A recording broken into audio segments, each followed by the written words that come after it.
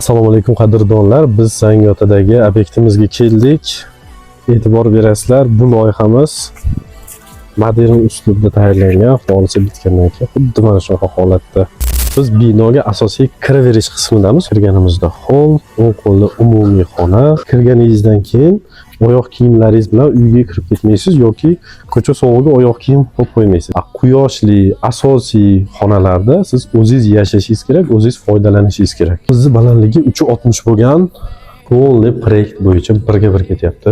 Bu yerda ish jarayonlari ketyapti. Usta aka, xormang. Charchamadinglarmi? Salomatmisizlar? Mana opasini qopdik mana bu joy, usta aka. Oxirgi etajga chiqqanda mana shunaqa tomda ko'payib ketadi.